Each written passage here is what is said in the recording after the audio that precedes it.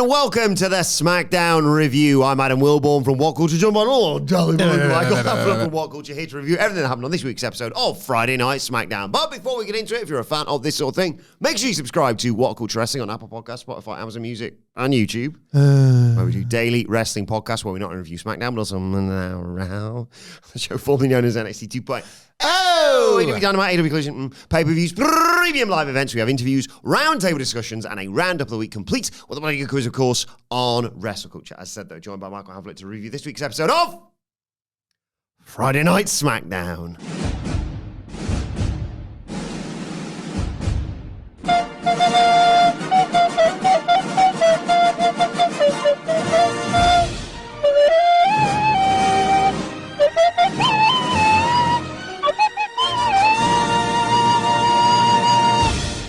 We should probably start attaching spoiler tags to the SmackDown preview podcast, considering how much on this show we got absolutely spot on. A lot of people have suggested that the preview in particular, but the SmackDown coverage at large, doesn't necessarily take the blue brand seriously.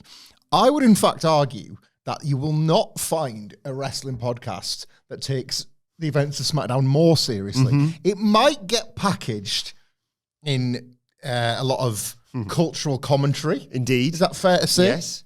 But you will not It's just because it's like what do they call? What do they bury in the ground when it's like, and dig it up, and this is what life used to be. The time like. capsule. That's what it is. Yeah. We're giving a snapshot. So when historians, 300 years from now, Yep. dig up the SmackDown preview, Yeah. they'll go, oh, right. Like when we are watching whatever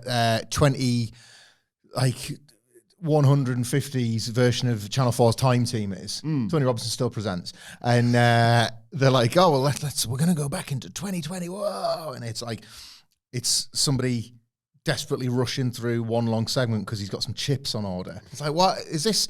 Did people listen to this? It's like, well, they didn't have much else. It was a pandemic.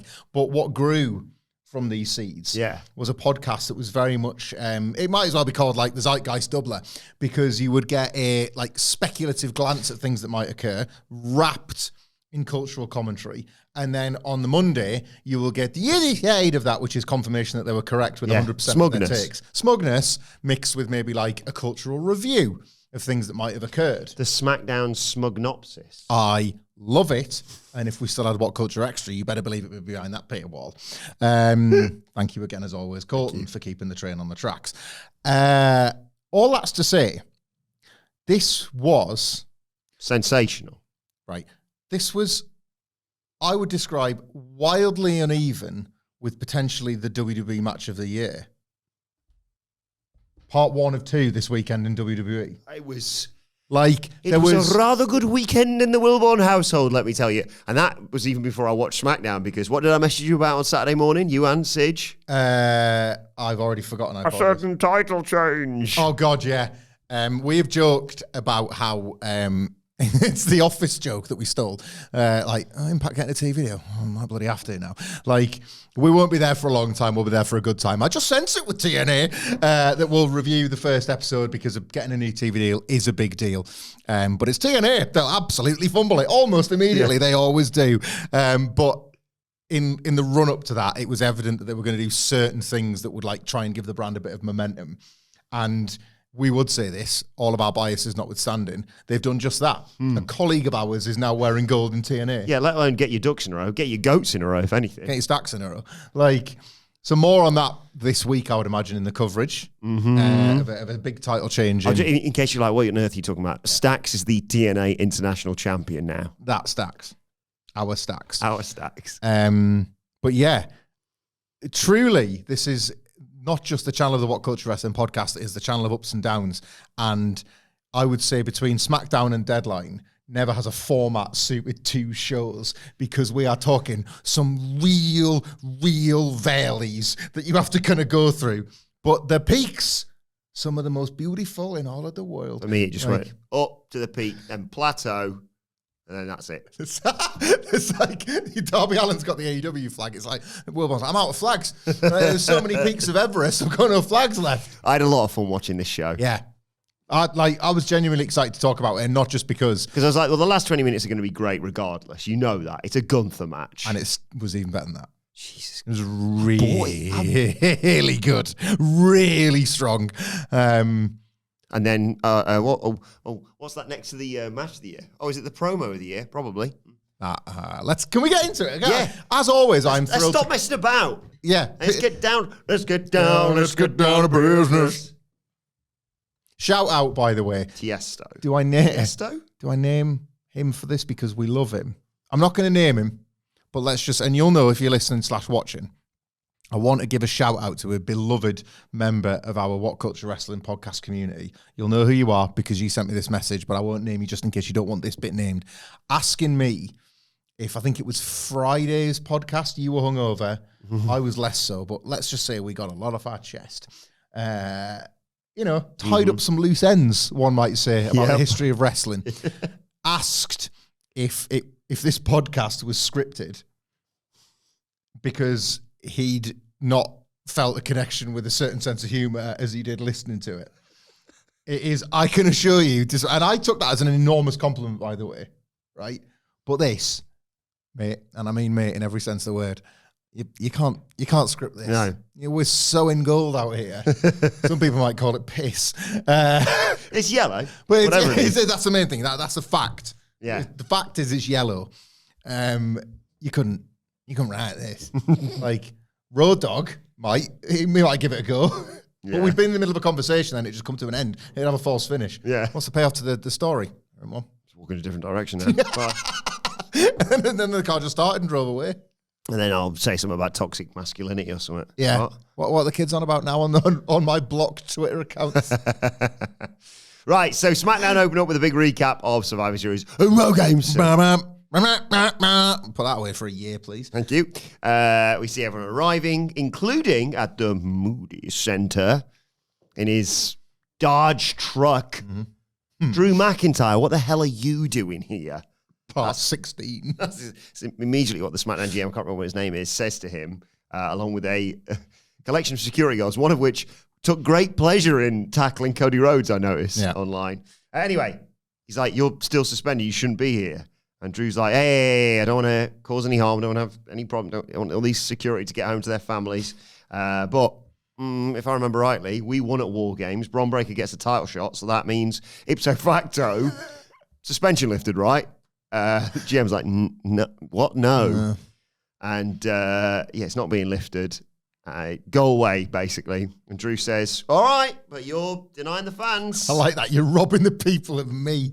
And he goes to leave, but as he's about to leave, sneaking in, this is great, Cody Rhodes just slides in and blinds Drew McIntyre, goes for his eyes, and he has to get yanked out by the security. Drew speeds away. Cody's lost it and marches to the ring. A quick word on that, because then we'll get to Cody's promo, which I think is worth isolating for its own praise.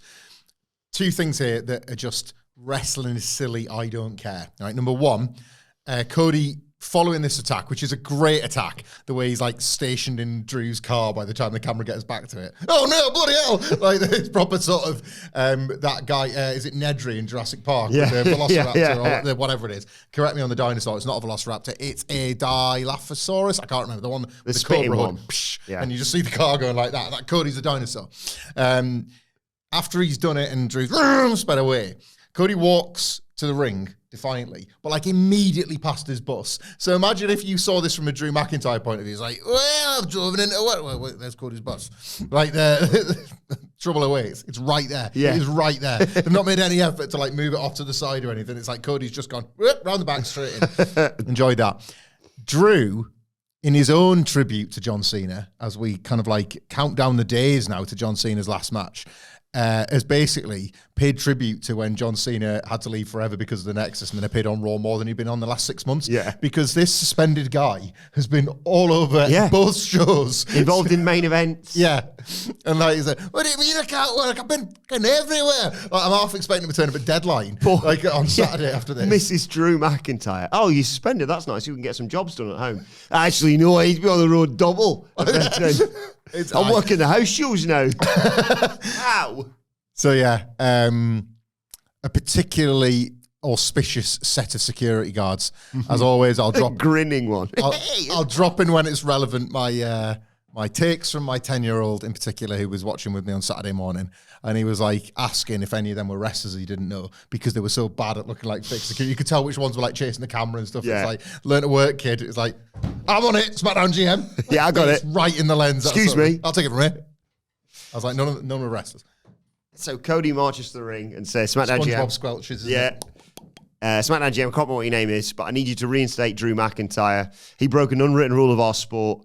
You came on my home away from home, my bus, where my wife sleeps, where my children play, and you thought there'd be no repercussions. Drew McIntyre, I could drop 1.2 megatons on you. I could split an atom, and you'd still be crawling around my feet because you, sir, are WWE's resident cockroach. Look, no one wants scenes like that. It might be in a parking lot. It might be in a church. It might be at Drew's house on the Georgia red clay on the coast of California, all over the Lone Star States. But it should be in a WWE ring. Drew, you've never even beat me, but you might be the one man who's broken me. Please, I'm begging you, SmackDown GM, can't remember what your name is. Reinstate Drew so that I can do what everybody else does when they see a cockroach, and that is simple. Stomp him out. I like that Cody's validating our inability to remember his name, considering he had a very famous match with them all in 2018, and even he can't remember his name. This was an excellent promo, you know. Like, there's more to come from Cody later on, as we kind of spoiled for you on Friday's preview. Oh my God. But, and didn't that get bizarrely captivating based on the deadline result? But Cody here was proper Cody Rhodes, right? Yeah. Because him and Drew's kind of done. You could argue the feud itself is a finished version of itself because the matches, like one of the matches in particular, flattered to deceive. It's gotten better. It's sort of been a bit of a feud in reverse. I think like the first match where you had the most anticipation actually delivered the least, and then it's kind of improved along the way. But they've given you fairly robust payoffs in the sense that Drew won War Games and Cody beat him when it mattered. Drew won War Games, and that in itself didn't feel like a heavy, focused upon bit of the double cage match. You know, the heels won. Cody was like, well, anyway, there's CM Punk and there's Roman Reigns. Who, McIntyre? Like, that was how it felt, didn't it, coming out of War Games? So to reheat this enough for the one final showdown is proper top babyface work. That's work. You are working people into thinking there is one more in this, and Cody was supremely effective. Like, I believed him, I bought him. The use of it was like Hangman Page-esque, wasn't it? Like, you come into my bus where, like the phrase "you come into my bus where my wife sleeps." It's like, all right, rich twat. Like, you've got this one coming. But he made it feel the same as when Hangman talked about, he came into my home. Yeah. Like, you don't understand what line you've crossed there. And for me to just slither into your car isn't even a half of it, mate. Like, he immediately justified his behavior, like justified the anger, the sort of the resentment, the everything. He was willing to give Drew the first nod of, I'm such a solid, dependable QB.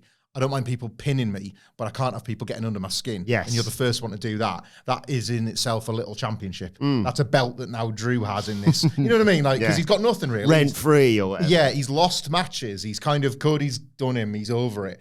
And now they've kind of come up with the reason for the one last match. And Cody sold it effectively. Drew was a lot of fun in the parking lot, and Cody's done the intense babyface stuff. A very, very effective promotion of something that I can't pretend I'm like 10 out of 10 on. And it immediately made me think of one of my favourite films from growing up as well. Dumb and Dumber.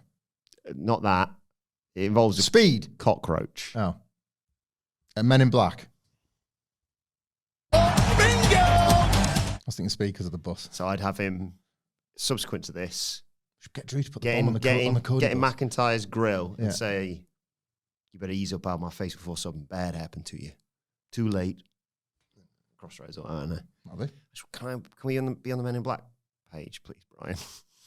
Oh, I mean, Wilbourn. Yeah. Just up at the film You'd be poster. the old one, obviously. Naturally. No, the difference between you and me. I'll make this look good.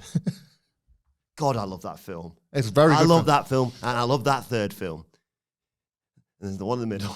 Nugget! There's a black suit's coming. Great tune. Yeah. And Johnny Knoxville, one of the best actor / Cockroach wrestling man. crossovers. A WrestleMania classic. He's had a better WrestleMania match than AJ Styles has ever had. Correct. Men in Black. That's a funny list, isn't it? Weird wrestling facts, but are true. Yeah. Johnny Knoxville has had a better match at WrestleMania than AJ Styles. Rousey's now 1-2 down because the triple threat at 35 not great. The match with Charlotte at 38, well, I bet we could. It's a list company. We could maybe get to 10. Can you name me the 4 wrestlers that I saw on Twitter? I think, but I may have misremembered this, that are undefeated in 2025 WWE. Oh God, that's really difficult. Give you a clue. One's on this show. Undefeated Gunther. Oh, of course not. He lost the world title at a show you were at, the biggest one of the year, you idiot. We were there, yeah. Oh, God. Well, by the way, this isn't going to come up in the review, but shout out to my cousin Nick, your best friend, who sent me a screenshot of the bit in which WWE celebrates getting 1 billion. Is it 1 billion total views on YouTube or 100 billion? 100 views? billion, yeah, 100 billion views. So you've got the 100 billion views infographic, and then in the bottom right-hand corner, because it's the WrestleMania crowd shot, you can just see me and Nick eating. Really? It's a shot from, because we had those seats with the incredible panoramic view of the whole building. Yeah, it's go and check that graphic out. I'll show you the picture, but I won't do getting the phone out on the podcast. Yeah. Go and have a look if you want to freeze frame that. It's still on Netflix. A very quick game then. Yeah, Wrestle Features on X said WWE names finishing 2025 without losing a single match. There's 4 of them. One of them's on this show. On this show. One of them you're not getting. Not a chance. Do you know, I'm going through, right? So Cody's lost. Drew's lost. You're going about this the wrong way, by the way, because you're thinking people who've had loads of matches. Yeah. Can't be Jade, because she lost. Gunther's lost. LA Knight's lost. He lost. Yeah. Ilya Dragunov. Bingo! Who won his match, so he doesn't count. Ciampa's lost. Gargano's lost. 2 of them featured on the last PLE before Deadline. On NXT, WWE, Survivor Series. Both of them were on that show. Can't be Logan Paul. Not facing each other. Brock Lesnar. Bingo! And then obviously the female version of that. Nia Jax. No. Jay Cargill. No. Lash Legend. No. Female version of that in terms of the date she works. Oh. AJ Lee. Bingo! And the 4th one. This is the one you were never going to get. Go on him. Apollo Crews. Oh. I mean, yeah. He's had 1 match this year. Love Apollo Crews. And he won it? Apparently. What was the match? I don't know. Okay. Who cares? Yeah. Right. DIY are backstage. Oh, I can't wait to get my hands on that Ilya Dragunov fella. Mello walks up. It was all Mello. Nice. Is that anything? Yeah, that's going to be something. I could feel it. Okay. Says, by the way, have a nice time with that US title shot because I've got next. Bye. Oh, by the way, you're a jackass. And the t-shirt says, don't call him a jackass, you bloody idiot. Yeah. We'll get more. I got more thoughts on this after the Dragunov match. And then we get a video promo from Damian Priest. Oh my God. Out of nowhere, isn't it? He talks about the history with Aleister Black, obviously. You think you're going to break me? You think I'm delusional? No, delusional is thinking you could burn my face and just walk away from it. You've delayed the inevitable. You bring in your wife. You bring in your family. So I get to bring in mine. Rhea Ripley shows up. The Terror Twins are back together. Oh my God. Everything's going to be all right. I saw all ahead of the weekend, everyone being like, seen Damian Priest is our main event now. What a fall off. Terror Twins are back together, mate. So Oh my suck on God. that. Rhea comes. Suck on that. Rhea comes on, does her wave, and says, yeah, I'm back, ready by his side. Zelina, you could get under his skin. All you've really done is signed your death wish because next week, you two versus us two, no one survives the Terror Twins. Oh, great. Can we do the Mali Black retort and then wrap all this up? Is that all right? Can you help me, actually? Because I can play Aleister Black. Oh, of course, yeah. And you can be Zelina Vega. Happy obviously. to. There's something so broken about you, Damien. It was tragic to see a man drowning that claimed he was keeping his head above the water. Too long have you stood by people that did not stand by you. Too long you've called your people your friends that were not your friends. I may be everybody's enemy, but I very quickly jumped in the studio to record this after I saw the video with Rhea Ripley about half an hour ago. I'm the one person that gave it to you straight. We left you a perfect monster. And here comes Rhea Ripley. Tell him, Zelina. Snake around the neck. Yes, did I, didn't she? Snake around the neck, just whatever. Rhea is the succubus that tempts you with the family that you had in the past. That's a run-on sentence. She wants to keep you in the cage of her control. The judgment day, you know it's over. Terror Twins. It's just a plea to lead you in that sad and lowly state that we found you in. If it's the infinity you want, Damians, then like Virgil to Dante. Who Dante? Dante Martin? Who's in the other company? I shall guide you through it. Right. I would argue that this... Oh, we won't get to review this. Oh, no. Appropriately, this is kind of a phoenix from the flames, this. Phoenix from the flames, Phoenix from the flames, I do. Anytime someone says that sentence, what is it? The fantasy football that's broken my brain that I have to do that. Not, I don't mean the game. From the flames, Phoenix from the flames, Phoenix from the flames. It's Badil and Skinner, not the FPL game that everyone plays. No. The original one, though, it used to be done by post with, I think it was the Daily Telegraph. And you used to have to, like, send physical Imagine that. with your team changes in, but you had to get them in by Wednesday because otherwise you wouldn't make the postage by Friday when somebody had to, like, collate all these. My dad used to do the pools. Yeah, run my dad did the pools, yeah. And spot the ball and stuff like that. Spot the ball! Imagine telling your kids that. Yeah, what you do is you say, I don't know, D6, is that what the ball is? loads of X's in the box. It was a game of football, by the way. It's not somebody's testicles. Check out the preview for more discussion on that. Yes. This is not my cup of tea, but I've got some admiration for this Phoenix from the Flames in that they have pulled one last match out of this feud that I think we all were glad to see the back of. I'd forgotten about it, to be honest. Priest has, to his credit, sold the damage done. They've not underplayed this Flames business, but it felt like Alice, because he went into the Cody stuff, didn't he? Mm-hmm. And like, kind of, he's with Zelina now, and he's embracing being a full heel. And it's like, right, I've conducted my business with you, but Damien Priest, the babyface, has been like, no, you haven't. And now I think this is 50-50, but it's quite cute.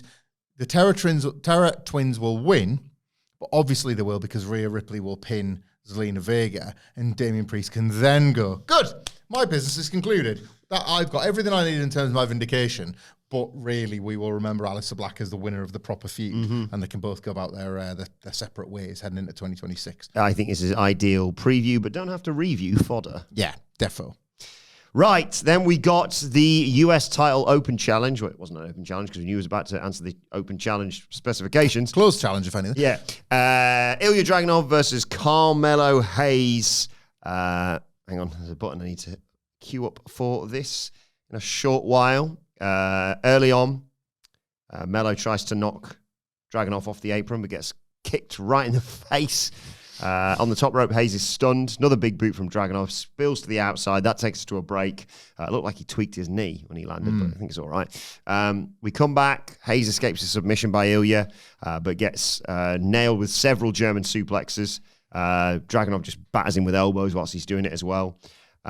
Hayes avoids the Constantine special, hits Dragunov with a springboard clothesline and a nice tilt-whirl facebuster for a 2 count. Wants the first 48, but got caught and dropped on his back by Dragunov. Hayes kicks away and stops the H-bomb from happening. Dragunov just kicks Hayes in the side of the head and hits a standing Uranagi. Dragunov heads up top, but gets sent to the outside by a Hayes running kick. And then Hayes hits him with a DDT on the apron as he's trying to get back in. Hayes goes up top, but as all of this is happening and the referee's checking on a very, as always, battered Dragunov. Yep. Tommaso Ciampa shows up, interferes, attacks Melo, and that just allows the unbeknownst Ilya Dragunov to just hit the Torpedo Moscow and the H-bomb for the 1-2-3. But as he's celebrating and going up the ramp, we see a replay of what happened. He does as well, and he's furious that this has happened. Another US title banger. You're joking. Not another one? I want to praise the match first because I've got some thoughts on the rest of it. I'm sure you do. Yeah. Again, I'm sort of going to loop back to what I said in the intro. I think sometimes because we enjoy a bit of a laugh and a joke and a bit of cultural commentary and a bit of people keeping abreast about what's hot and what's not, people might assume that we don't take SmackDown seriously. And once again, I'm going to push back and say, I don't think you will find two people that take this brand more seriously. Yeah. Even Road Dogg SmackDown, especially Road Dogg 3 Hour SmackDown. You just watch. There are going to be people that are not up for the fight when that goes back to 3 hours. Not these two, right? We'll be there every week, rain or shine. Right? And we text each other, but with like, have you watched it yet? Yeah, you don't want to spoil it for each other. Non-spoiler weekend discussion. that doesn't also spoil the conversations we might have in this studio and indeed other studios. And I think the Carmelo Hayes project of 2025, once again, we can classify as a resounding success. Like, this has been at times, SmackDown, a very dysfunctional show. What I mean by that is that without Cody Rhodes to sort of anchor it with a bit of gravitas and a bit of meaning, ultimately, you often have a mid-card that feels a bit rudderless and a bit lost, and a tag division that, like I've often said, it's not a division, it's a roster, right? You know, and I think there's been evidence that this year, a women's division that has like had such weird undulations of focus and zero focus, less than whatever, you know, and some careers have really suffered in that fog on SmackDown.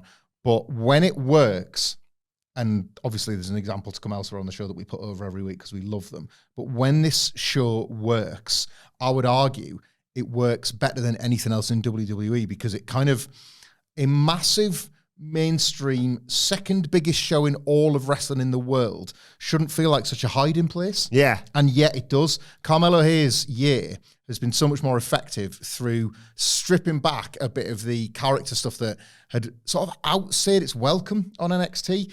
And he was being put over in the wrong, I said this at the time, he was being put over in totally the wrong way. He was being put over as like this sort of Shawn Michaels wrestler-like.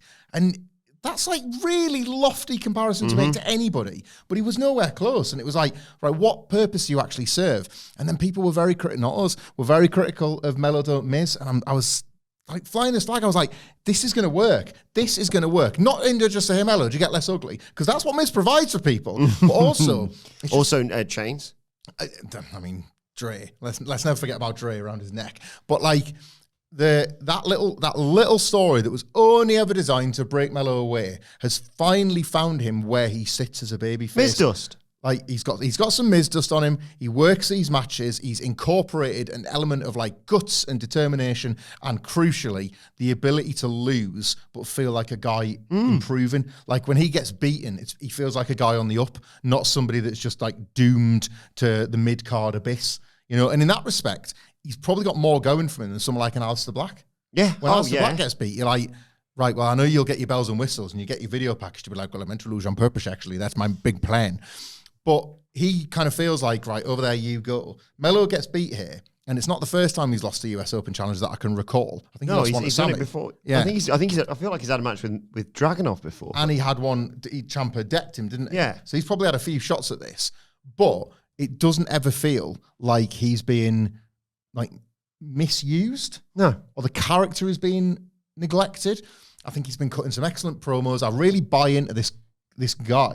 Because you remember, like, do you remember the real turning point? It was like with Cody Rhodes. Yeah, a lot of people around here saying you're a twat, mate. Remember that? Yeah. No. And it was like, right, you're all mouth, no trousers. And then he kind of like starts to get his stuff together. And Miz is like, right, I'll get you going. And then that has taken us to now. Success story for 2025. It was Sammy, by the way. I got confused. Success story for 2025. I would also classify, again, on the evidence of this match and several others, Ilya Dragunov proudly as a success story for 2025. But there was a pretty massive but in this week's edition, because already his performance of, so if you haven't seen it, Dragunov wins through, as Wilbourn's described, Ciampa's cheating. And he's walking back down the aisle, very happy with his victory. And then they replay it on the screens. This used to be a device that was very common in the early 90s when they'd first put the video wall up and they realized they could use it. And Dragunov sees it and he's like, oh no! And it's like the first time I've been weirded out by him since the NXT days. I was like, all right, mate, ease up. I can't believe you've done this! There's the sanctity of this great sport! And it's like, you had a guy jumping somebody in his car a couple of segments. Like, where do you think you work? Like, you work for WWE, right? So that's a bit much. Like, Ilya has this thing. Like, I prefer Ilya's over egging to be a guilty pleasure. This was just a bit awkward. Gave me the ick a little bit. He stormed up later as well. Yeah. Whilst Fraxian were talking about wanting to fight DIY. Bastard! Yeah. I'll give him his title shot next week. And I was like, yeah, move out of the way. Because there's Tamatonga, mate. All of his veins and muscles and all that. And it's like, well, I got to say this, Ilya, mate. You kind of made this bed and now you got to lie in it. You have an open challenge. And for zero reason, You're like, anybody, I want my pain to enter. Not you. Like, to Tommaso You had Ciampa. him in the ring, in his gear, and you picked his mate. Like, for no reason. They've never explained this reason. He was just, I'm only interested in pain and violence, and bantering him off. They've never. It is. I mean, it is funny. It is funny, right? But it's his chickens coming home to roost, really, isn't it? He should face someone this week called Tommaso Ciampa, but not that one. He said, I said I'd face Tommaso Ciampa. I didn't mean that one. Found a second Tommaso Ciampa. Yeah. Tommaso Ciampa. It doesn't make sense, is what I'm getting at here. We've tried to, on the NXT podcast, again, another one where I dare say you won't find that many people as loyal to that brand as we are. We have tried to make sense of the rebirth of a stable, if you don't watch NXT, called Cheshire University. It's very simple. They're a university within a training school. Obviously, right? So you get it. Keep up. And they disbanded due to stipulation. Everybody went their separate ways, and it was like, well, they've graduated effectively. And then they sort of like, nobody had any ideas for the original member, and then they needed some, it's a bit like the old NWO shirt. You put Chase U jersey on these two other guys. One of them Finley's son. Yeah. And it's never made a lick of sense. And we've kind of had to say, like, look, we love this in theory, but you could do with applying some theory because this doesn't pass any tests. It feels like the writers forget about Chase U every couple of weeks. Yeah. They come on, they usually lose, and he goes, what are you bloody playing at? And then it's like 2 weeks pass with nothing. And there definitely feels like, does Road Dogg think a SmackDown happened in between that explained all this really clearly? Yeah. Like, but it was actually, when people have dreams and they come into work and it takes a little bit before they remember, oh, that's not real life. Yeah. Like that as Road Dogg dreamt that he definitely, I did do that, didn't I? The older I get, the amount more times I say in a conversation, this happened between us, didn't it? Yeah. Before I go further. This wasn't a dream that I've just thought happened. Yeah, I'm pretty sure Road Dogg thinks a full episode of SmackDown occurred in which this made total sense because it has made none. And all we're left with is Tommaso Ciampa. This is the worst thing about it as well, right? It's not over. We laugh at the T-shirts, but this Tommaso Ciampa is a jackass thing is not over. But Dragunov will presumably win. And then all that's left... Don't ruin the preview, mate. All that's left behind is like, what was the whole point of that then? Don't you get it? He's a jackass. The big Johnny Knoxville spot in the Rumble. That's what's coming up. I mean, if that's for that, hands up. This was inspired. This was... We're going to have some fun previewing this. Yeah. Double preview, by the way, on Friday. SmackDown and Saturday night's main event. We'll do a SmackDown X SNME preview. We'll probably just do that in this room, will we? You'll have a job, mate. That's right. We're moving into a new office this week. Might not even be ready. We don't know. Yeah, we can't touch anything in the old office now because it's all been put in boxes. It'll be a Zoom podcast. Remember them? Actually, we'll call us Maximo Pox. We'll be unpacking books from boxes probably the rest of this week. Because the famous people on the train, standing by the monument, just waiting in the rain. Future ads were better. Met Santa over the weekend. He was surprisingly Geordie on the Elf Express. Take a photo with you later, Eric. Santa, you've never sounded like this before. Santa drops his teeth. That's what I like about Santa. Shout out to Santa. He's very Was nice. he a good crack, Santa? Yeah, he was good. But anyway, back to SmackDown. Charlotte Flair and Alexa Bliss have a quick chat about War Games and then say we're going to kick Kairi Sane's ass a bit later. Did like the thing where they couldn't do the heart. I don't She think put her head on. This This is the one where she put her head on Alexa Bliss's shoulder and went ow because she had spikes on her. Yeah, jacket. Charlotte, Good stuff. she's wearing a spiky jacket. Ow! Like, she tried to do the heart and they both got it wrong. And then, like, Alexa did it immediately with Kathy Kelly. There was also, I can't remember if it was in the walking the building section of the show. But, like, they're walking, these bloody two, eh? What are they like? Was it? Somebody called them Charlexa on SmackDown. Am I dreaming that? That I'm not sure on. Was it on commentary? I like it. Charlexa, right? I'm sure That's a somebody good. did. There's not many of them that exist. Uh-huh. But Like, Charlotte's just wearing this jacket over, like, is it a bikini top or is that an old man thing to say? Felt like a bikini top. And Alexa was like, close that up. Charlotte's like, no, thank you. Like, so now we're seeing, like, one's approved, one's not. And yet they still kind of get it together. And then there's an interview with Kathy Kelly and L.A. Knight ahead of the main event of the evening. Let me talk to you. He says, I don't want to repeat myself, but as far as dream opponents are concerned, I don't care about anything like that. What I care about is beating John Cena and cementing my legacy. There's one man that stands in my way. The last time is now for either me or Gunther, former world heavyweight champion, but he's looking into the eyes of an unstoppable force, something he's never seen before. It's going to be a fight tonight. But if it's a fight gone to once, well, all right. He can get dropped on the mat like all the rest of them, with everybody saying L.A. Knight. Yeah. Hype me up this. Me too. And then we got Kairi Sane versus Alexa Bliss. Bliss early on hits a flipping senton on Kairi Sane. Outside the ring, Kairi Sane tries to leave. Charlotte stops her, which allows, with all the referee being like, what are you two doing out there? Asuka to trip Alexa up on the apron, and Kairi to slam her into the barricade to take us to a break. When we come back, Bliss and Sane are fighting on the top rope. Headbutt from Kairi. She drops Bliss down, perfect position for a double stomp for a 2 count. Kairi wanted this sliding D, but missed because Bliss dodged it at the very last second. Bliss makes a comeback, hits a natural selection. Asuka jumps up on the apron. Charlotte Flair trips her, takes her down with a big boot. And Kairi Sane has fought back at this point, wants the insane elbow, but as she jumps, she lands right into position for an awesome-looking Sister Abigail DDT. 1, 2, 3. Never mind about all that, though, because here come Nia Jax and Lash Legend to kick everybody's ass. Yeah.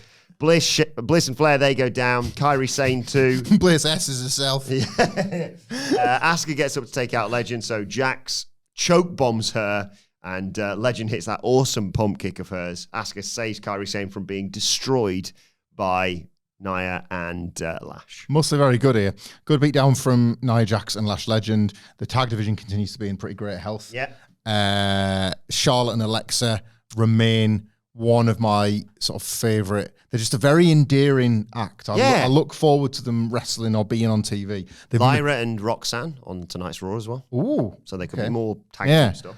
They've with Charlexa in particular, they've moved past, like, the cutesy stuff is just not, like, it's a part of them, but it's not what they're leaning on now. Yeah, when she hit the natural selection, I just went, yeah, that's the right move to hit from your partner. One minor criticism. I don't think I've ever seen Charlotte Flair hit an Alexa move, though.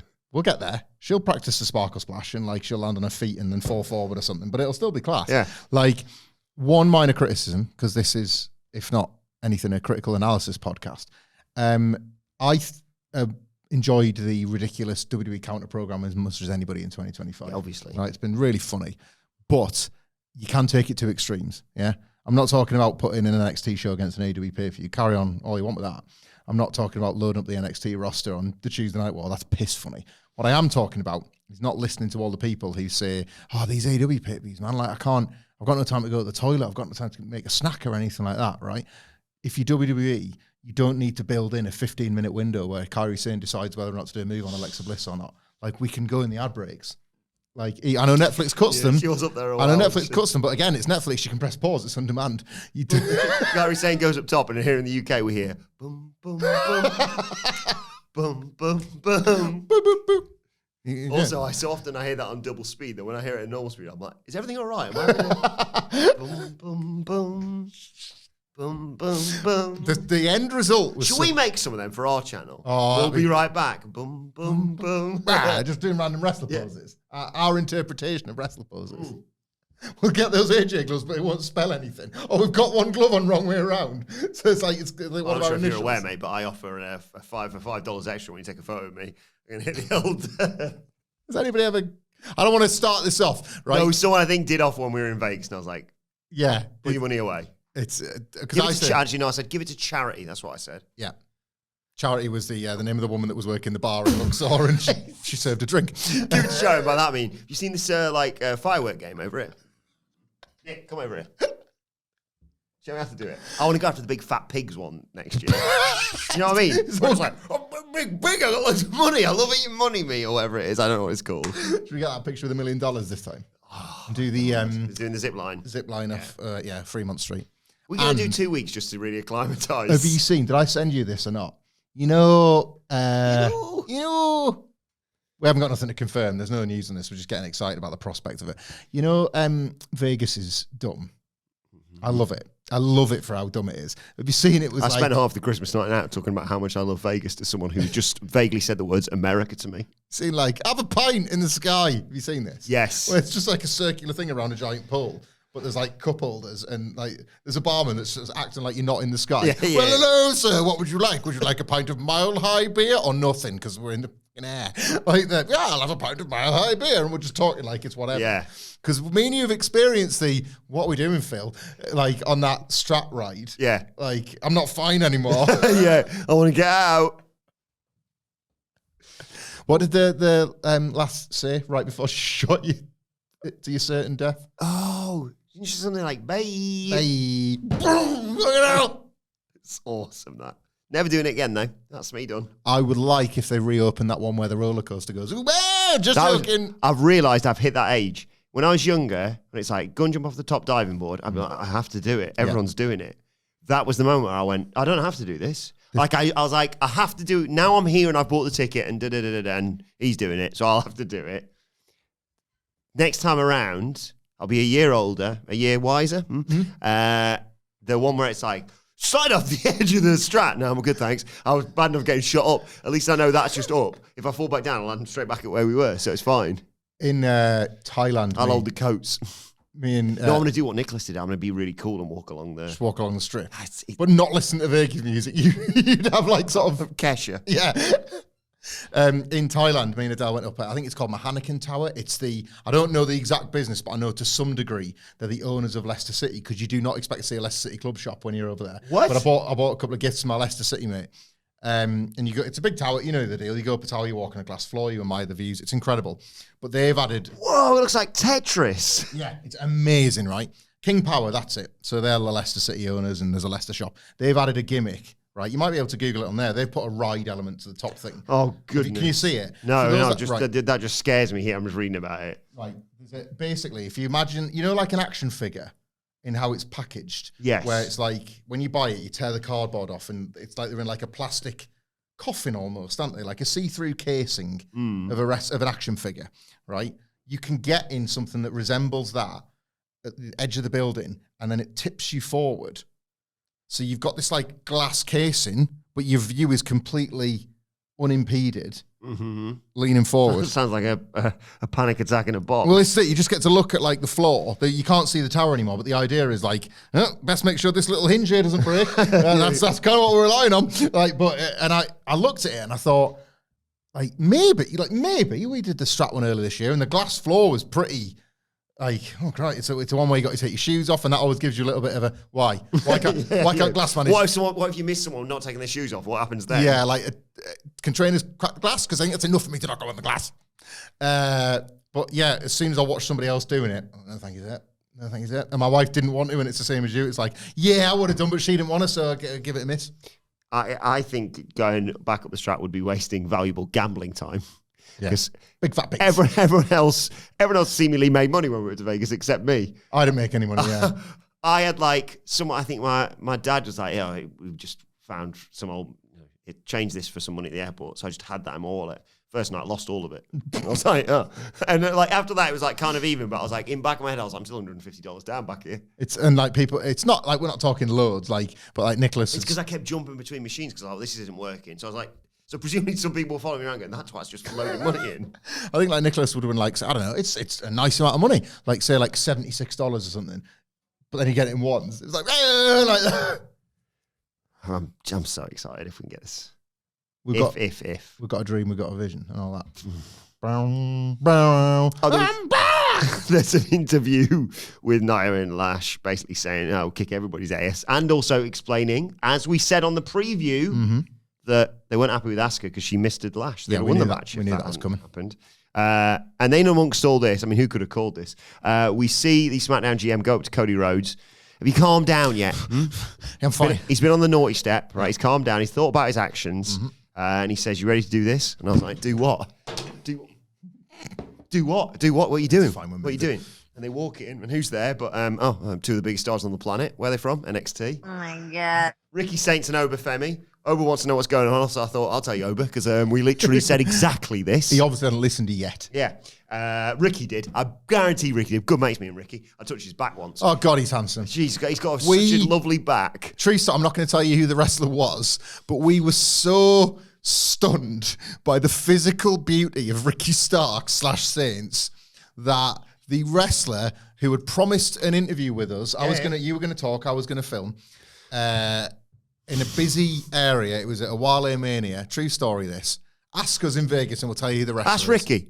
He'll probably remember us, won't he? He was very polite to us at a bar. He was lovely, We were still at the bar getting drinks because I think the wrestler we were going to interview was getting a drink. And we were like, right, we'll get one now as well. And like Ricky Starks was right there, top of his game, AEW, like dressed to the nines, smell incredible. Like, just I've never felt a back like it. perfect vision of a megastar. Couldn't have been nicer. And we were so... like, we look around, the rest had disappeared. He knew us, didn't he? Or he was aware of He was us? he probably knew Miller. He very kindly... These twats walking around Miller. Yeah, well, I've seen them with my Jack's friend Simon Miller. Like, but we literally in the crowd lost the wrestler we were supposed to speak to. Sorry. Where's he gone? we couldn't. Doesn't matter. I remember that moment we spoke to Ricky. It's just happened. Yeah, but remember it. The good news is I think the wrestler was trying to lose us. So it was a win-win. Yeah. But not a win. It was a win-loss. We lost the wrestler. Where has he gone? It's a bit like when we tried to interview Daniel Garcia and he's like, he's got other important priorities. I'm sure it's fine. Yeah. Remember that? I do. Yes. That was the Usos one, wasn't it? That was the Usos one. I was going to say, my one of that, I wasn't at that one with you. Oh, yes, sorry, that was... But I had seen already because you'd sent the video straight through of your interview with the Usos. And any Wale Mania story then paled into comparison to what we actually got on the channel, which typically doesn't really work that way, does it? It's the stuff that you can't put on the channel. It's just like, yeah, we'll get the Usos for you. Of course you will. I'm sure you will. And then what are we going to get next? What? Stone Cold Steve Austin after that one. And then the lovely lady whose name just escapes me right now, but Phil will definitely remember her. She was so nice. And they were coming off the stage and she was like, cool, you ready? And we were like, sorry, this is actually happening. What, Phil, what do we do? I don't know how to interview the Usos. My memory of Daniel Garcia, again, a lovely, lovely young man. And I say young man because he told us that him and his mates would listen to us at school. Yeah. I told him that story when I saw him in London for Switching Disco. He was chatting to Mark Henry and I was like, don't talk to this guy because he made me feel really old and we all had a laugh about it. You remembered it? Yeah. He told us, I love you guys. Listen, me and my buddies would listen to you at school. All right, man. Like, these call me old as it is. Like, the bit of Saving Private Ryan, where like, Matt Damon goes from Matt Damon to old Matt Damon. That was me. He's so young and cool, and we think we've dressed all right for this. Oh God, Dad's here. He's going to give me a lift. Yeah, with the chaperones of the young wrestlers. Anyway. Come on, we'll get you home. You've got a big match tomorrow. So there's Ricky Satan over Femi. And they hype up the NXT deadline as if it needed any more hype. Really good, this. Really good. SmackDown GM appreciates them coming on such short notice. He's not going to reveal it. He's going to let Cody do it. And Cody says, look, I know you got a big match tomorrow night, NXT Deadline, but next week is Saturday night's main event. John Cena's talking about giving opportunities to NXT superstars. So I tell you what, whoever wins that match, I'll have a fight with them at Saturday night's main event. Spoiler, it's Oba Femi. Ooh. Yeah, really... really heated up what was already obviously an NXT title match. We'll discuss that in our deadline review. But what a match to preview that's going to be. Cody and Oba Femi. Let's talk about that. Oh my God. Then we got Jade Cargill versus Alba Fire with Chelsea Green. Chelsea Green was the only reason Alba Fire got any offense in this match, to be perfectly honest. She distracted Jade Cargill. I mean, Alba Fire can handle herself, obviously. She jumped Jade Cargill with a drop kick, drops her to the... ropes. That's when Chelsea Green thinks that's a good idea to slap Jade Cargill in the face. Kiana James shows up. She's like, check who I've got with me. And I was like, oh, you two still together, are you? It's Julia. She jumps, attacks Chelsea Green, and Cargill just bomb kicks Fire because she's been distracted by Chelsea and chased off. Jaded, 1, 2, 3. The same episode in which the Ilya Dragunov Tommaso Ciampa storyline made sense must have featured the one that had Julia in between losing this title and this week because nothing's happening. Oh, Julia's back and she's raging. Like, did she just take a proper month of rehabilitation of I'm gonna have to do something about this? She's gone for a spa. What do we do? I know. There was definitely something I needed to do. I can't. It's right there in front of my mind. I hate it when you walk into a room and forgot what you got in there. Oh bloody hell! She's gone 2 weeks of her on SmackDown. Algorithm, innit? You go on your phone to check something, but then the algorithm sends something your way, and you're like, I've got to watch that first now. That's been Do you reckon a wrestler has ever done that? Walked out to their pyro and then gone, what was my promo? Just that proper... Must be their version of the podcast stuff not working for us or whatever in a nightmare. What if it's you're a wrestler and you've just forgotten your entrance? What do I do at this bit? So you've... Phil Chambers is Mick Foley. You've just been watching, say, it's 2005 or something in your JBL, and you come out, in your car, and it's you get out of the car, start going like Batista, am I this one? Right there. You walk out, you're Randy Orton, it's the mid-noughties. Is that anything? How do I spell my own name? That's not, what is that? This is Randy Orton's. Wait, did I do the C the wrong way? Is that C? He's hearing voices in his head. He's like, this is not right. What's up? If you smell a toast, call them. Good stuff. By the way, did I get from the interaction, like we're bouncing all over the place, but it's trying to keep stuff together. I think I got the same thing you're going to get. Jake Cargill walks up to B-Fab, was like, say anything? Yeah. B-Fab was like, I didn't say anything. I'm just let you walk past. And Michin shows up, obviously. I got this half right, half wrong, didn't I? Because Michin obviously has to. He's like, you done B-Fab, right? Going to do Michin. I just got to complete the set. And I just, for a split second, went, B-Fab going to be like in Jade's corner eventually? Yeah. So I called that Michin and B-Fab were going to split because I thought they might put Michin in the Secret Service. That was it. And I think they've gone in a slightly different path. It's going to be B-Fab in some capacity turning on Michin. Whether or not she looks... Was it the baddies that she had in AEW, Jade Cargill? She's like, I got my baddie, like Red Velvet and stuff. Yes. Like, could be in alignment with Jade Cargill out of sheer panic, or in alignment with the Secret Service to pay off that recruitment storyline, because being by yourself in the SmackDown locker room gets you shouted at by Jade Cargill. I didn't do anything! Like, but she was looking down on, like, Michin going like, all right, mate, you turned it with a stick. Yeah. Like, yeah. Not bad. What? You know what, as well, like, do I like this or is it terrible? Michin's, we'll call it Michin's moxie. It's so unearned, isn't it? Keep on walking. Otherwise, we'll have a match and I'll lose comfortably. Like, it's really weird. Like, unless it's like a dumpster match. She won the dumpster match, didn't she? You can't, don't get me wrong, a wrestler can't come on screen and be like, I'll see you in the ring next week, I'm awful. Like, that doesn't work. But like, I'll make you work hard to beat me. Yeah, but this sheer level of confidence, where's that from? Like, this is a third round cup game. Like, Jade Cargill's got Michin away and she doesn't care for the facilities. Like, Oh, this was in amongst, by the way, Dragon being like, bloody hell.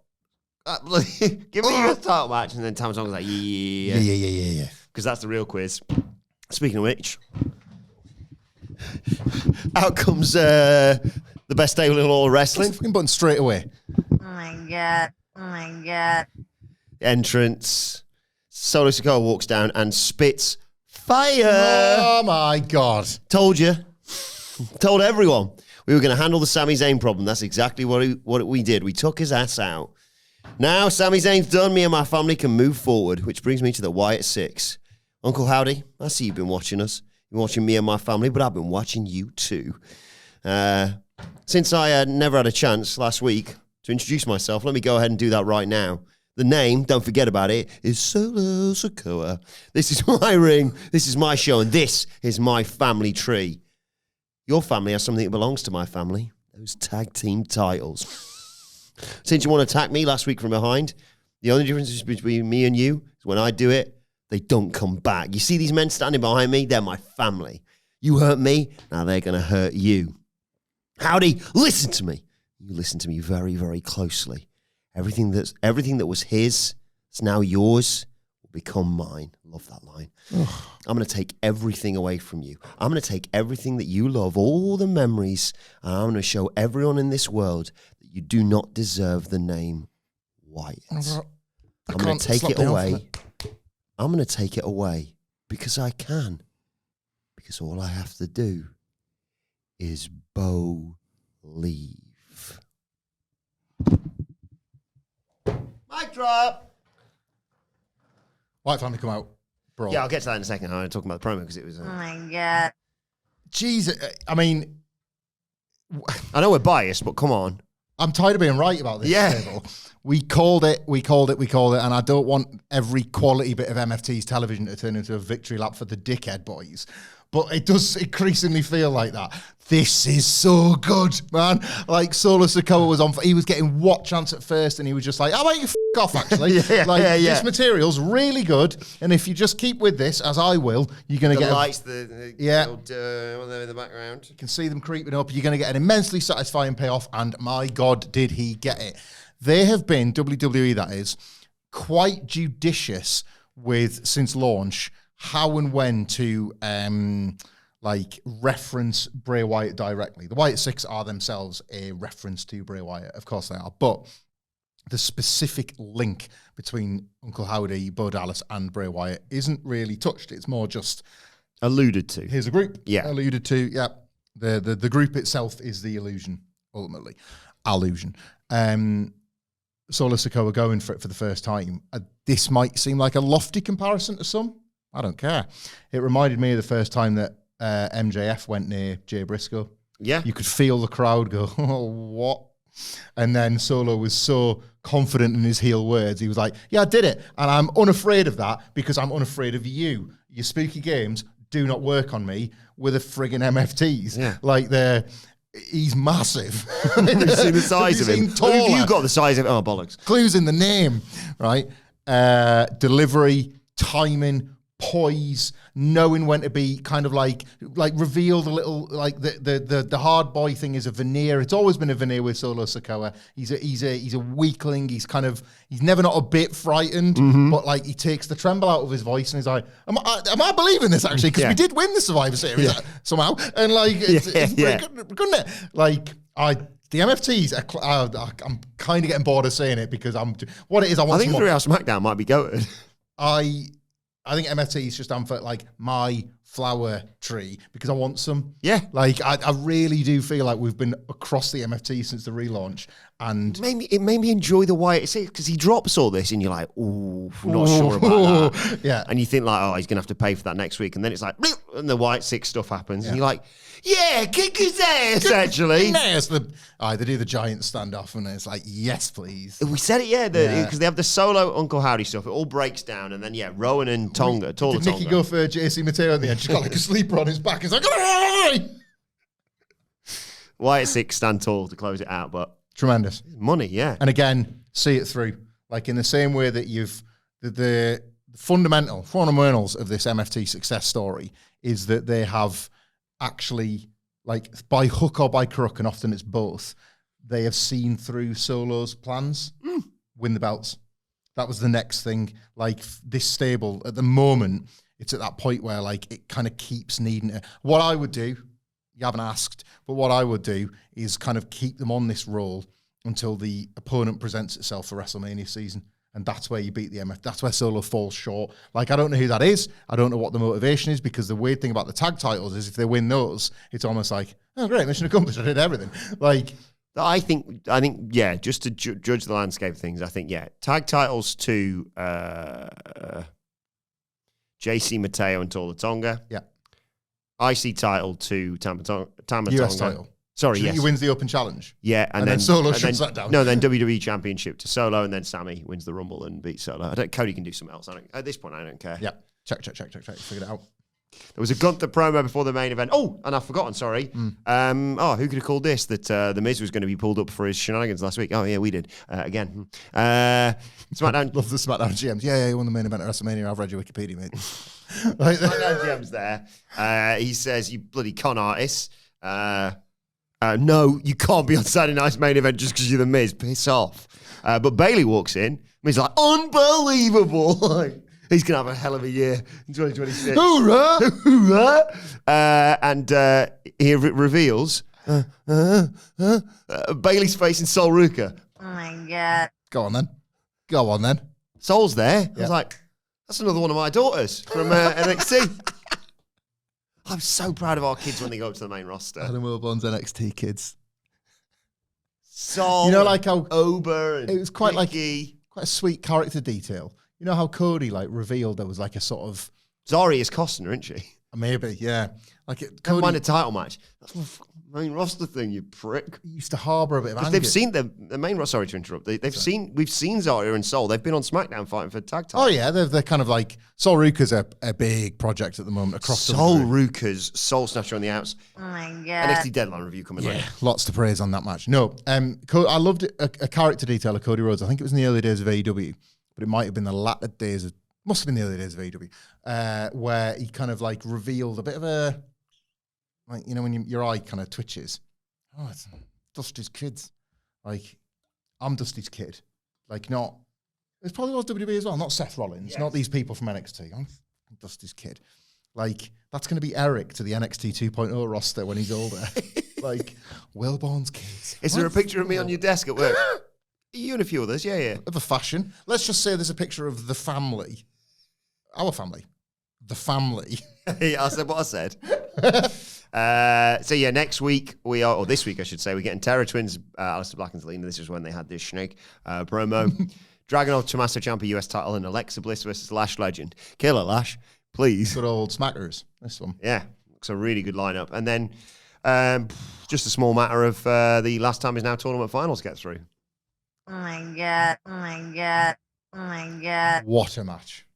I bought LA Knight was winning this. What a match. Gunther versus LA Knight. Yeah. Gunther obviously straight away to LA Knight. Fires Knight up. Gunther immediately goes for a powerbomb. Knight escapes. BFT. No, Gunther gets out of it. But he gets kicked out or sent out of the ring by Knight, and then a baseball slide takes us to a break. When we come back, Gunther's like, right, we stop messing about now. Massive clothesline to LA Knight. It keeps kicking him. Knight fights out of it, wants his jumping elbow, but misses. Gunther rolls out of harm's way and just starts chucking LA Knight about. He held Knight by the wrist, chopped him on the chest. Best Gunther chop match in ages, this was. Yeah. We've not had a one like this in a while. Proper attritional stuff. Knight avoids one of the chops, though, and hits a jumping clothesline and a jumping neck breaker. Wants to the BFT again. Gunther avoids it. O'Connor roll pin by Knight. Gunther turns that into a sleeper, but LA Knight gets out of it. And then, hits an AA and a burning hammer for a 2 count. That burning hammer's just become a regular 2 count move in WWE in the last fortnight. This is Blue Thunder Bomb. Oh, burn hammer, it. Right, we'll get to the burning hammer, then we'll get to my falling forward DDT. This is Deep Six is a burning hammer. Be great if he had like like if his finisher was something like the lightning fist or the people's elbow. Ooh, 2 count. You know what I need for this? The worm. That takes us to a break. We come back. Dueling chops. Sends Gunther into the corner. Stomps, running knee. But Gunther catches Knight in a sleeper hold. He gets thrown for a back suplex. Knight wants his top rope elbow and gets hit with a shotgun dropkick instead by Gunther. But Knight counters Gunther's powerbomb into a DDT. Hits the megastar elbow. But he only gets a 2 count. Gunther's struggling. He's back on his feet, though. Knight wants a BFT. That gets countered. German suplex. Nearly breaks LA Knight's neck. Oof. Keeps going after that neck with a lariat, which would play into the finish of this match, obviously. Goes up top. Gets cut off there by Knight, who wants a superplex, but Gunther pushes him down. Big splash. Tell you what, I'll have another one. Second big splash for a 2 count from Gunther. He picks Knight up for a Fans are molten on these twos at this point. Yeah. They are absolutely on fire for these twos. So, he gets Knight up for the powerbomb. Can't put him away. Knight struggles to his feet. Gunther's like, right, sleeper hold time. Knight suddenly flash BFT out of nowhere. 1, 2. No movement in the shoulders from Gunther. So Knight thinks he's won. Yeah. It looks like the 3's getting hit, but the ref stops because Gunther has got his foot just on the bottom rope. And so Gunther realizes desperation time, so just batters LA Knight in the neck with elbows. Gets a sleeper. Knight fights out of it.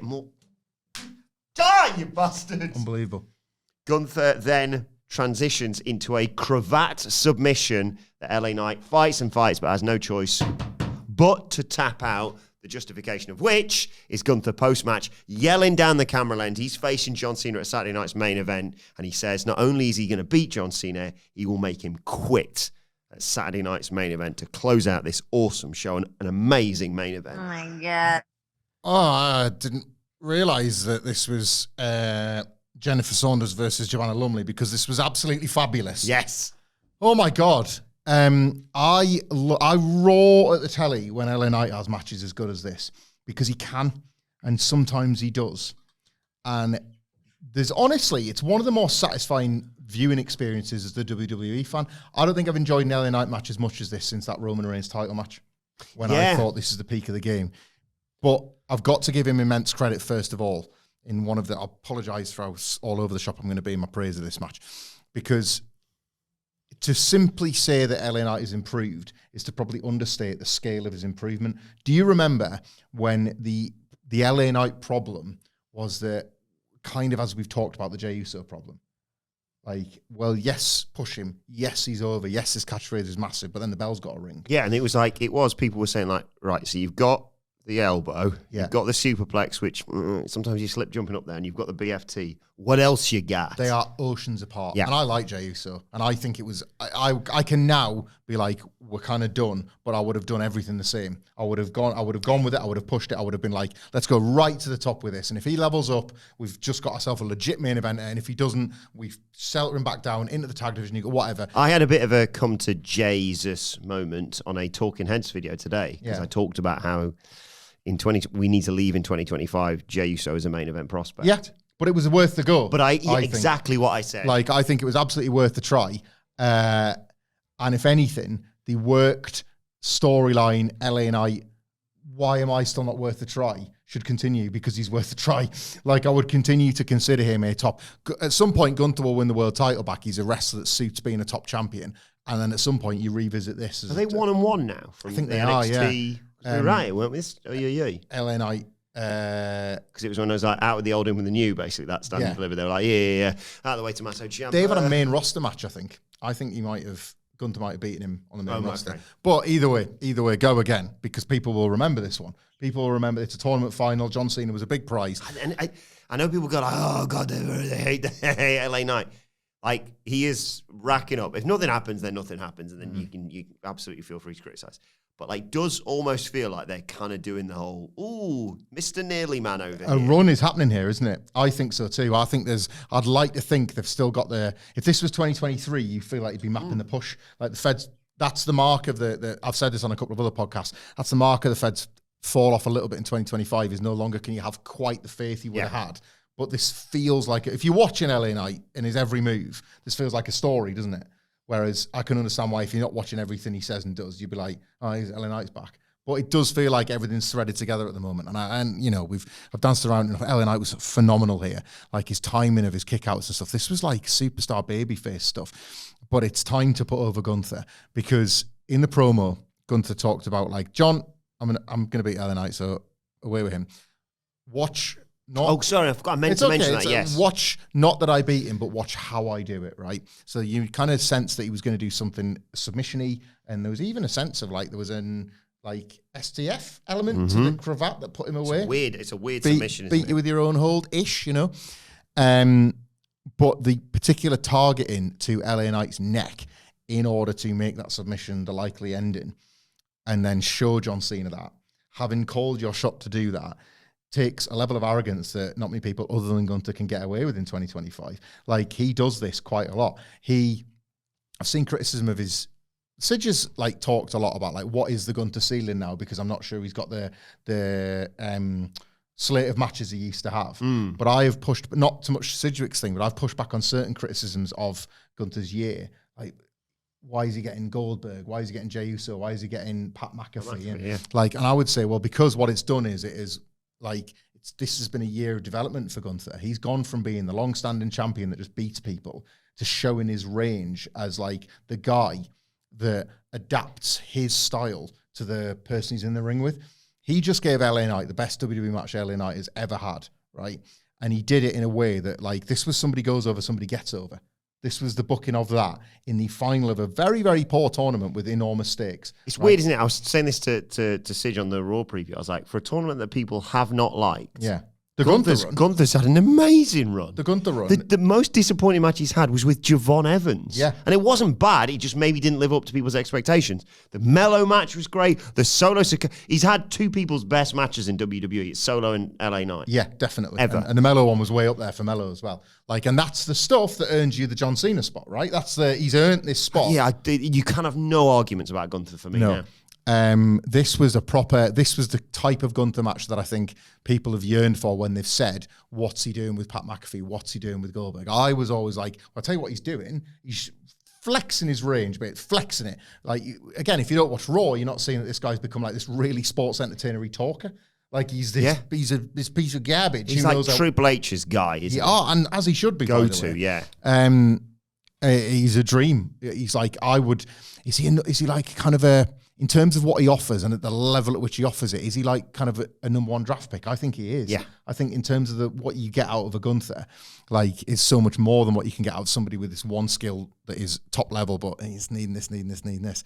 Gunther may not quite have the quantity of the greats that he was once capable of, but he has, again, in 2025, for me, stacked up the evidence that he is a great. And like, there is so much more greatness still to come. I like that he's also gotten a bit more, what's the word I'm after? He's kind of started to, for the first time, do that. I don't like to make the comparison, but it does feel like the WrestleMania direction. The Brock Lesnar thing of the wounded animal cell. Like, he's kind of, it was started with Punk with the blood at SummerSlam. And here, it was like LA Knight's refusal to die. It was kind of the beating heart. I got glimpses as well of the old Gunther that we used to get, not in the same way. But you remember when you'd be like, I know he does it all the time now because he's on the main roster, but when you're like, he's going up top. Yeah. Because he's like, right, well, that's not beating Dragunov, for example. When he did it the second time in this one, straight up, rolls him a bit forward to the other side, on the turnbuckle, go again. It's like that. I love the powerbomb version of that. Well, all right, 2 count, I'll do gay again. Yeah, like, just do a second time. I'm a logical wrestler with a bunch of kill shots. Why would I not just hit you with it? Like, it's like, it's breaking that rule, isn't it? It's like, like, oh no, he kicked out from, for example, the Stone Cold Stunner. Pick him up and stun him again. That doesn't happen in wrestling, does it? But Gunther's like, yes, it does. Bang! Like, take another one. What a match. What a match this was. What a spectacular main event. Again, like... I'm really excited for his promo on Raw tonight. Really excited. God, I cannot wait. He could sell you on anything. I wish that, like... and I understand why they did it the way they did Gunther of Thugonomics tonight? I mean, I kind of hope not. You rated the Punk stuff, but I wish that there was a way to sort of justify John Cena actually having to retort. I know we're out of appearances, and you can't do John Cena's pre-recorded a bunch of statements and somebody's pressed play in the wrong place. Well, John, I will say, great point, Gunther. We're obviously not going to get that. Maybe it's better for John Cena not accidentally find speech in him or something like that. Gunther not even giving Cena the right to reply when he says, I'm going to kill you, mate. Maybe it's better with Cena's silence. I don't know. But this was, what an advert. Just an idea. It's not going to happen, right? But me and Sid were talking about this. I saw a tweet over the weekend that was Cena versus Umaga, Cena blood, coated, Gunther blood on his chest from, I can't remember what it was. Do that on Saturday, right? Gunther beats John Cena, let's say, right? In a bloody match. Comes out on Raw the next night with the towel with John Cena's blood on it and holds it up to the camera like John Cena used to do with his. The last time is now. Just got blood all over it. He throws it at the ground and everyone's like, Thank you. I love it. There's not really, when I think about, and I have been since this match, when I think about the various little images that come into your mind with Gunther and John Cena in them, there's not many I don't love. There's not a version of this match that I don't like. John Cena's, if he wants to be, like, flicks when Buzz Lightyear goes from, like, babyface to heel to Spanish in Toy Story 3. Yeah. Like, John Cena can be Super Cena if he wants for a bit, because then Gunther's got to put down Super Cena. Or he could be like retired Warhorse Cena, and it can be really sad as Gunther puts him down. There are so many variants to how this match can be great. And, like, if it sucks, it's probably the disappointment. On these terms, it's probably if you consider how good Gunther's tournament's been and how great John Cena's babyface run has been, this is the disappointment of the year if this is a fumble. Do you know what I mean? Like, I'm rooting so GD hard for this match because everything is in place for it to be magic. Everything. This was go out of your way good, this match, honestly. Loved it. The only thing I will say is that, like, does it lose a little bit of something when you know the finish? Because, my God, those kickouts were exhilarating. This was like WrestleMania main event, all the marbles stuff on these 2 counts. Like, an LA Knight earned that reaction and earned that belief. There was a building believing you could stop Gunther. Absolutely. It's honestly top tier work from the both of them. Let us know your thoughts on SmackDown in the comment section below, or on X at WhatCulture WWE. You can follow both of us in different places. You can follow Michael Hamflett at Michael Hamflett on Cameo, or hamflettx@gmail.com. You can follow me at Adam Wilbourn. Follow us all at WhatCulture WWE. As I said, make sure you subscribe to WhatCulture Wrestling wherever you get your podcasts from for daily wrestling podcasts. The Raw preview is available right now. NXT Deadline review coming your way later on today. But for now, this has been the SmackDown review where we talked about Gunther winning the Last Time Is Now tournament, the Wyatt Six and the MFTs colliding, another US title banger, the Terror Twins reuniting, and is Drew McIntyre a cockroach? The SmackDown review. It's got all this, but it won't be in this studio anymore. We'll see you soon.